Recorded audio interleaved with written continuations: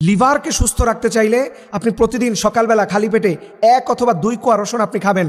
কারণ এই রসুনগুলো আপনার লিভারের টক্সিন বের করে দেয়। আপনার লিভারের মধ্যে দেখবেন দূষিত রক্তকণিকা থাকে, এটাকে পরিশুদ্ধ করার জন্য রসুন হচ্ছে সবচেয়ে কার্যকারী উপাদান, যেটা আপনি খুব সহজে এবং অল্প দামে আপনি প্রতিদিন আপনার ঘরের মধ্যে পেয়ে থাকেন। এবং লিভারকে সুস্থ রাখতে হলে মেডিকেল সায়েন্স বলে একজন মানুষ যেন অন্তত 8 থেকে 10 গ্লাস পানি যদি আপনি নিয়মিত পান করেন, আপনার লিভারটা অনেক সুস্থ থাকবে, অনেক ভালো থাকবে।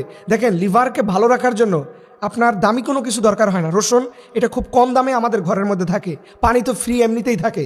শুধুমাত্র আমাদের ইচ্ছে এবং শুধুমাত্র আমাদের সদিচ্ছাটুকুই আমাদের শরীরকে সুস্থ রাখতে পারে।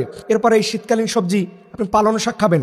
এই পালং শাকের মধ্যে রয়েছে অসম্ভব গুণাগুণ, যেটা আল্লাহ সুবহানাহু ওয়া তাআলা মাত্র 10-20 টাকা দামের শাকের মধ্যে দিয়ে রেখেছেন। একজন মানুষের লিভারটা যদি খারাপ হয়ে যায়, একজন মানুষের লিভারটা যদি নষ্ট হয়ে যায়, বিশ্বাস করুন এই মানুষটার জীবনে বেঁচে থাকার কোনো সম্ভাবনাই থাকবে না। এই মানুষটা নির্ঘাত তার জীবনের শেষ মুহূর্তের দিকে চলে আসবে। এরপরে লিভারকে ভালো রাখতে চাইলে আপনি লেবু খাবেন, কমলা খাবেন, আমলকি খাবেন।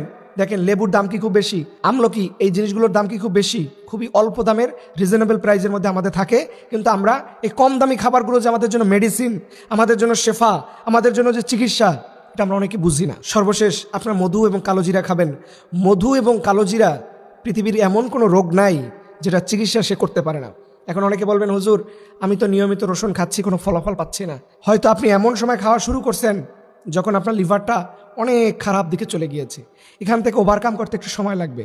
আর প্রাকৃতিক চিকিৎসাটা ন্যাচারালি, স্থায়ীভাবে আস্তে আস্তে করে হয়ে থাকে। এর জন্য যাদের লিভারটা খারাপ আছে অবশ্যই এই মুহূর্তে প্রতিদিন আপনারা রসুন খাবেন। তবে রসুন খাবার পরে খালি পেটে যখন রসুন খাবেন, মুড়ি দিয়ে খেতে পারেন, এটা সহজ। কারণ রসুনে যেহেতু একটা ঝাঁজ থাকে, এরপরে 15 থেকে 20 মিনিট পরে আপনি পানি খাবেন, দেখবেন ইনশাআল্লাহ আপনার শরীরটা ভালো থাকবে। এবং এই রসুনের যে কত উপকার, আল্লাহু আকবার। রব্বুল আলামিন যেন আমাদেরকে শরীরের প্রতি যত্নবান হওয়ার তৌফিক দান করে। সকলে আমিন।